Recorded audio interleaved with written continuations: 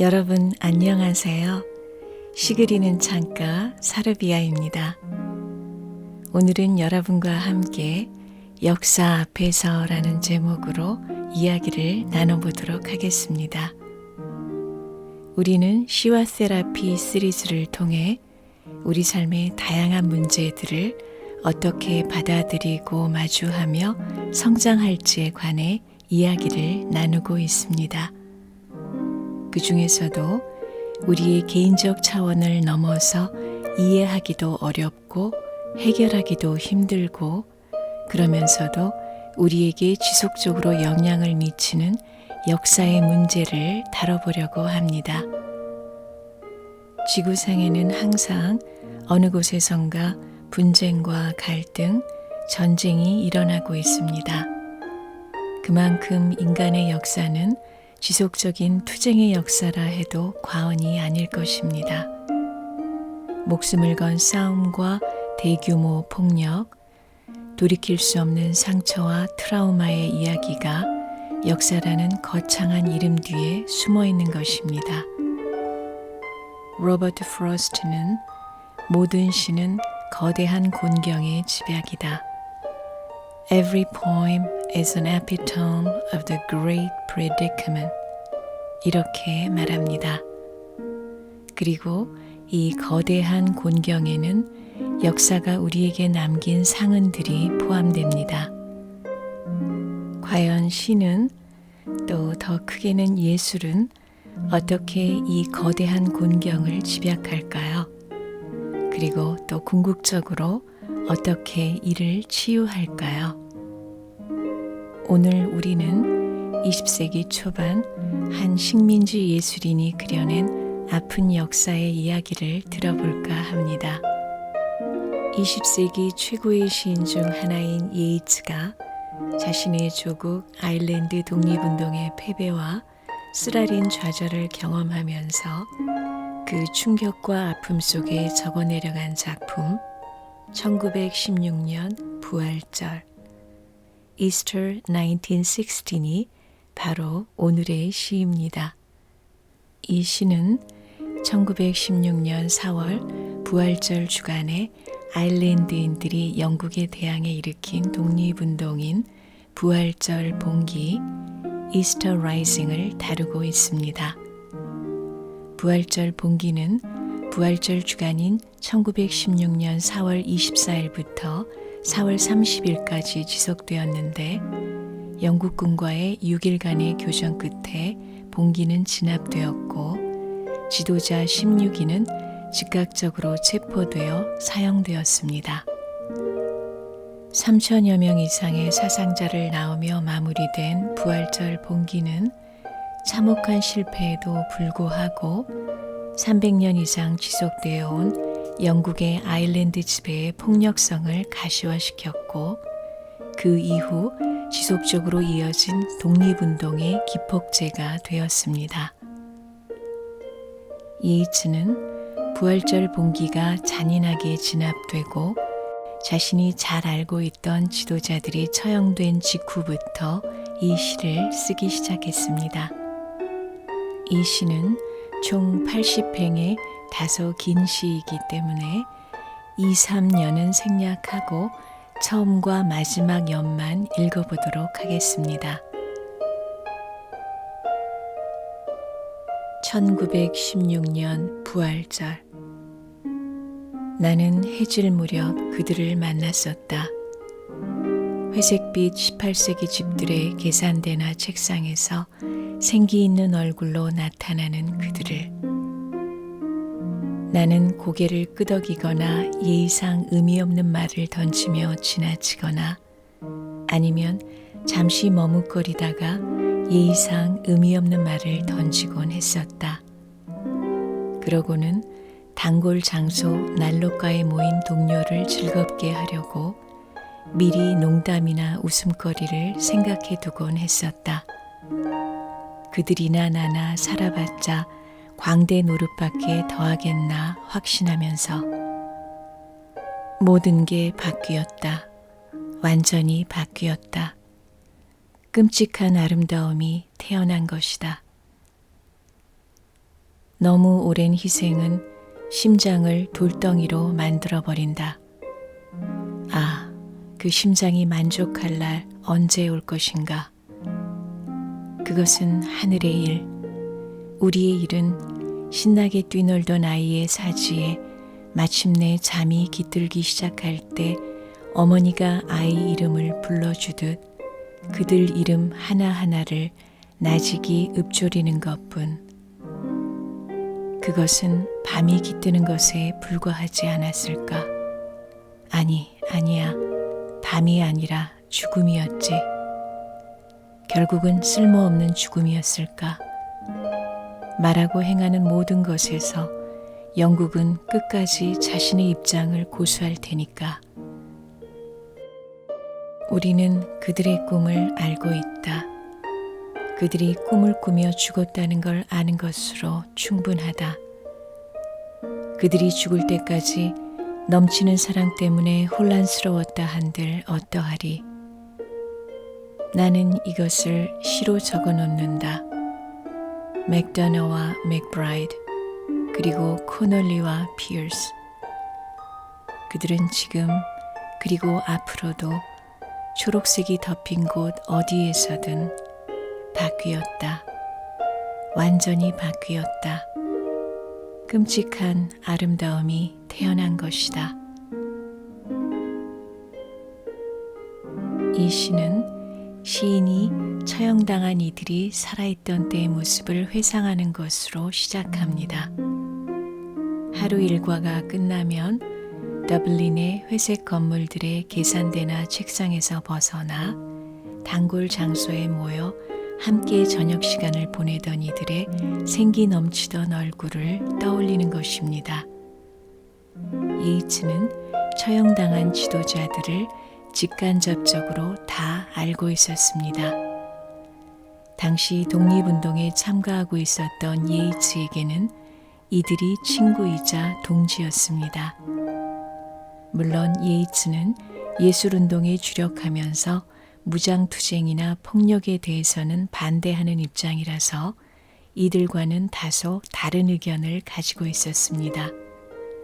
그래서 몇몇 지도자들과는 예의상 의미 없는 말을 던지곤 하는 대면대면한 사이이기도 했었습니다. 그리고 가끔은 농담이나 웃음거리로서 그들의 정치적 견해를 가볍게 조롱하기도 했었습니다. 그런데 봉기와 뒤를 이은 처형은 개인적 기억의 수준을 넘어 희생당한 이들을 완전히 다른 차원에서 바라보게 만듭니다. 시의 표현대로 모든 것이 완전히 바뀌면서 끔찍한 아름다움이 태어났기 때문입니다. 우리가 읽지는 않았지만 이 시의 이연에는 부활절 봉기를 주도한 지도자들에 대한 묘사와 그들에 대한 기억이 적혀 있습니다. 예이츠의 오랜 친구이기도 했던 콘스턴스 고우보스나 피어스, 맥도너 같이 시인과 친분이 있던 지도자들뿐만 아니라 심지어는 시인의 연적이자 그가 경멸하던 맥브라이드 같은 인물들까지도 시인은 하나하나 시 속에 새겨넣습니다. 개개인에 대한 호불호와 사사로운 감정을 넘어서서 시인은 희생자들 하나하나를 공동체의 운명을 아프게 짊어졌던 존재로서 추념하기 시작합니다.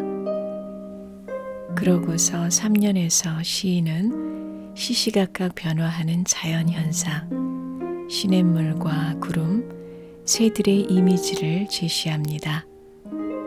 그리고 구름과 시냇물은 흘러가고 시간과 계절은 순환하며 모든 것은 순간순간 살아서 변화하는데 해방과 독립이라는 간절한 염원과 거기에 바쳐진 오랜 희생은 어떤 변화 속에서도 변화를 거부하며 역사의 흐름 한가운데 무겁게 돌덩이 마냥 굳어져 간다고 말합니다. 마지막 연에서 시인은 역사 앞에서의 자신의 내적 갈등을 가감없이 표현합니다. 그는 너무 오랜 희생은 심장을 돌덩이로 만들어버린다 라고 말합니다. 그리고 동시에 그 심장이 만족할 날 언제 올 것인가 라고 절규합니다. 그러고선 자조적으로 조국의 독립과 해방의 그날이 언제 올지는 하늘만이 알 수 있을 뿐이라고 말합니다. 시인은 잠이 깃들기 시작할 때 어머니가 아이 이름을 불러주듯 그들 이름 하나하나를 나직이 읊조리는 것이 자신의 몫이라고 말하며 역사 앞에서의 무력감과 남겨진 자의 책임 사이에서 갈등하는 모습을 보여줍니다. 동시에 시인의 마음속에는 그들의 죽음을 인정하고 싶지 않은 마음도 여전히 큽니다. 그래서 죽음을 밤이 깃드는 것으로 애써 완곡하게 표현하며 그 충격에서 벗어나고 싶어 하지만 곧 아니야 밤이 아니라 죽음이었지라며 다시금 처형과 폭력의 잔인한 현실을 자각하기도 합니다.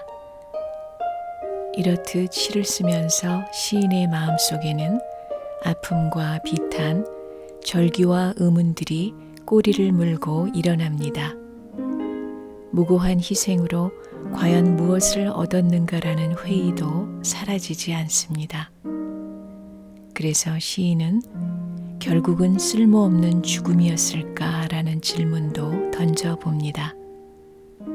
그렇지만 그는 다시금 그들이 꿈을 꾸며 죽었다는 걸 아는 것으로 되었다라고 자위하면서 그들의 꿈을 실현하는 과정에서 어떠한 과오가 있었다 한들 그리고 설령 그들의 봉기가 실패한 꿈으로 기록된다 한들 그것이 지금 와서 뭐 대수이겠는가라며 스스로를 설득하기도 합니다. 그들이 죽을 때까지 넘치는 사랑 때문에 혼란스러웠다 한들 어떠하리라는 표현이 예이츠의 그런 심정을 대변해주는 말입니다. 이렇듯 아픈 마음을 안고 많은 질문과 대답 속에 헤매던 시인은 드디어 이 시의 마지막에서 마음을 추스리며 이렇게 말합니다. 나는 이것을 시로 적어 놓는다. 맥도너와 맥브라이드 그리고 코널리와 피어스 죽은 이들의 이름을 구체적으로 하나하나 호명하기 시작하는 것입니다. 그리고 이들이 지금 그리고 앞으로도 초록색이 덮인 곳 어디에서든 기억되고 추모될 것이라고 말해줍니다. 초록색은 전통적으로 아일랜드의 상징입니다. 아일랜드가 존재하는 한, 그 역사가 살아있는 한, 그리고 이 시가 읽히는 한, 그들의 존재는 영원히 기억되리라고 말해주는 것입니다. 왜냐하면 이제 그들은 끔찍한 아름다움으로 다시 태어나 잊을 수 없고 잊어서도 안 되는 아일랜드의 역사가 되었기 때문입니다. 예이츠는 순식간에 모든 것을 완전히 바꾸어 버리면서 끔찍한 아름다움이 나타나는 그 역사적 순간의 충격과 공포, 절망과 비탄을 시 속에 생생히 기록합니다. 그는 심지어 이 시의 시형조차도 부활절 봉기를 상기하게끔 구성하는데요. 1년과 3년을 16행으로 만들고 2연과 4연을 24행으로 구성해서 부활절 봉기가 일어난 1916년 4월 24일이라는 날짜를 시의 모양 속에 새겨 넣는 것입니다. 함께 삶을 나누고 조국의 독립을 꿈꾸던 사람들이 어느 날 일제히 잔인하게 처형되고 오랫동안 염원하던 조국의 해방 역시 폭력적 현실 앞에 좌초되었을 때 웬만한 사람들은 그 충격과 공포, 좌절, 슬픔, 분노에서 벗어날 수가 없습니다. 정신의학에서는 전쟁이나 테러같이 생명이나 신체를 위협하는 극심한 스트레스를 경험하면 대부분의 사람들은 외상 후 스트레스 장애, Post Traumatic Stress Disorder, 즉 PTSD를 경험한다고 말합니다. PTSD는 트라우마 이후 우울증, 불안장애 또는 공황장애를 동반하는 정신현상입니다. PTSD 상태에서는 고통스러운 기억이 계속 떠오르는 데다가 트라우마에서 파생된 분노, 슬픔, 혐오, 우울 등이 지배적인 정서가 됩니다. 그래서 아무리 노력하더라도 외부의 자극에 정상적으로 반응하기가 힘들어집니다. 그런데 간혹 드물게 극심한 스트레스에 노출된 후에도 PTSD 증상이 아니라 오히려 정신적 성장을 보이는 사례들이 있습니다. 정신의학에서는 이런 현상을 외상 후 성장, Post Traumatic Growth, 즉 PTG라고 부릅니다. 심리적 외상 후에도 단순히 그 이전 수준으로 회복할 뿐만 아니라 긍정적 변화, 즉 그 이전 수준을 뛰어넘는 질적 변화를 보이는 현상이 실제로 존재할 수 있다는 것입니다. 이 긍정적 변화는 크게는 자기 자신에 대한 인식과 타인과의 관계, 그리고 삶의 의미에 대한 자각, 이렇게 세 가지 측면에서 나타납니다. 물론 외상 후 성장을 보이는 사람들도 외상 후 스트레스 장애를 보이는 사람들과 마찬가지로 동일하게 정신적 외상으로 고통받고 또 동일하게 외상 이후 부정적 정서를 경험합니다. 그러나 차이점은 이들은 외상을 극복하면서 성장한다는 점입니다. 지금 우리가 읽은 예이츠의 시가 바로 이러한 외상 후 성장의 좋은 예라고 볼 수 있습니다. 그의 시에는 역사적 충격을 경험한 한 영혼의 절규와 체념, 충격, 현실 부정과 회피, 좌절과 자위 등 다양한 심리적 갈등과 정서적 혼란이 가감없이 드러납니다. 그러나 그는 이 아프고 끔찍한 현실과의 치열한 대면을 통해 그 역사적 압력을 자신의 시로 승화시킵니다. 그가 1923년 아일랜드인으로서는 최초로 노벨문학상을 받았을 때 노벨상 위원회는 고도의 예술적 형식 속에 나라 전체의 영혼을 표현한 예이츠의 예술적 성취를 극찬했고 예이츠 역시 수상소감에서 한 개인으로서가 아니라 신생 독립국가 아일랜드를 대표해서 노벨상을 받겠노라는 수상소감을 밝힙니다. 아일랜드의 문예부흥과 정치적 독립을 위해 헌신했던 이 위대한 예술가는 전쟁과 폭력, 대공황 등 재난으로 얼룩진 20세기를 가장 치열하고 섬세하게 증언하면서 자신의 상처에 머무르지 않고 죽을 때까지 인간과 세계에 대한, 사회와 공동체에 대한, 그리고 문명에 대한 깊고도 예리한 인식을 지속적으로 발전시키며 그의 시 전체를 한 영혼의 놀라운 성장의 기록으로 만들었습니다. 그가 외상 후 스트레스 장애를 겪을 만한 상황을 성장의 계기로 바꿀 수 있었던 것에는 무엇보다 글쓰기 자체가 지닌 치유적 힘이 큰 역할을 했다고 볼 수 있습니다. 시인 멜리사 리드는 말하기에는 너무 고통스럽고 일관된 이야기가 불가능할 때조차 말과 이미지, 행위와 움직임을 다시 연결시켜주는 것이 바로 시라고 말합니다. 자신도 고통스러운 삶을 살았던 작가 아이삭 디네스는 역시 이야기할 수 있거나 이야기를 만들 수 있다면 모든 슬픔은 견딜 수 있다고 말합니다. 이렇듯 수없이 많은 시인과 작가들은 하나같이 글쓰기가 그들의 삶을 구원하는 힘이었다는 것을 증언합니다. 먼 옛날 이집트 주술사들은 아픈 사람들을 고칠 때 그 처방을 파피루스에 적어 그것을 환자가 직접 먹게 했다고 합니다. 아픈 사람이 치유의 말을 씹고 삼키게 되면 그 언어의 힘이 효력을 발휘할 수 있다고 믿었던 것입니다. 그런데 이 원리가 현대에서도 여전히 유효합니다. 즉, 글쓰기를 통해 자신의 문제를 직접 적고 표현하는 과정을 통해 그 문제를 차분히 돌아보고 자신만의 방식으로 그 문제를 씹고 삼키고 소화해내면서 스스로를 치유하고 성장하는 변화가 나타나기 때문입니다. 글을 쓴다는 것은 자기 자신과 친밀한 관계를 가진다는 것을 의미합니다. 모든 친밀한 관계가 그러하듯이 글쓰기에서도 자기 자신에 대한 정직함과 무비판적인 허용이 이루어집니다.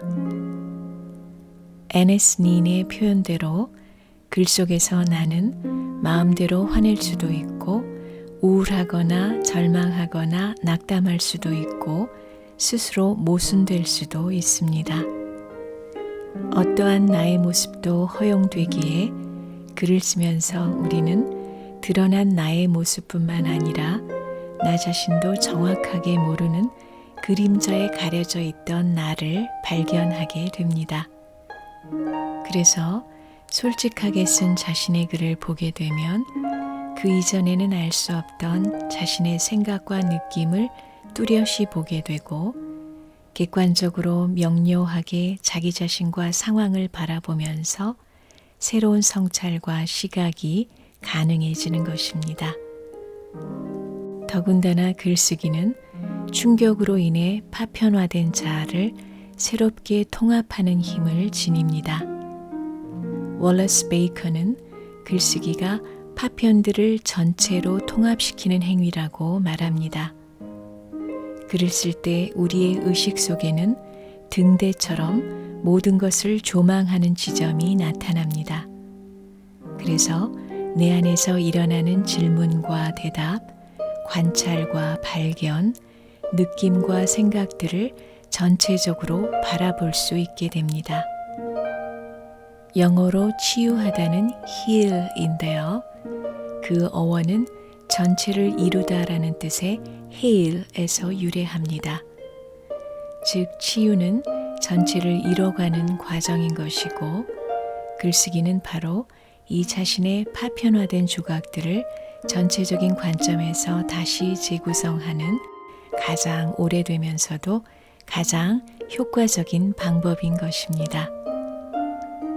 단적인 예로 전쟁의 트라우마로 고통받는 사람이 글쓰기를 통해 다시 한번 트라우마의 순간으로 돌아가 본다고 생각해 봅시다. 그는 힘들지만 이 과정을 통해 여태껏 이해하지 못하고 수용할 수 없고 회피하고만 싶었던 과거의 진실을 용기 있게 바라보고 마주하면서 이것을 지금 현재의 시점에서 다시 재구성하여 제대로 소화하는 시간을 갖게 됩니다. 그리고 그 과정을 통해 자신이 누구이며 자신이 지금 왜 이렇게 존재하고 있는지에 대한 선명한 이해가 가능해집니다. 즉, 과거와 현재에 대한 동시적인 화해, 자신과 세계, 양자에 대한 포괄적 이해가 이루어지는 내 마음속의 등대가 글쓰기를 통해 마련되는 것입니다. 2009년 출판된 글로 귀신 쫓기라는 책에서는 실제로 전쟁이나 강간같이 다양한 폭력을 겪은 PTSD 환자들이 직접 자신들이 어떻게 글쓰기를 통해 외상후 성장을 경험할 수 있었는지를 증언합니다. 그리고 2002년 출판한 글쓰기 치료라는 책에 의하면 글쓰기는 심박수나 혈압, 그리고 면역 체계에 곧장 영향을 미치고 스트레스 감소와 정서 회복을 구체적으로 돕는다는 임상 결과가 나옵니다.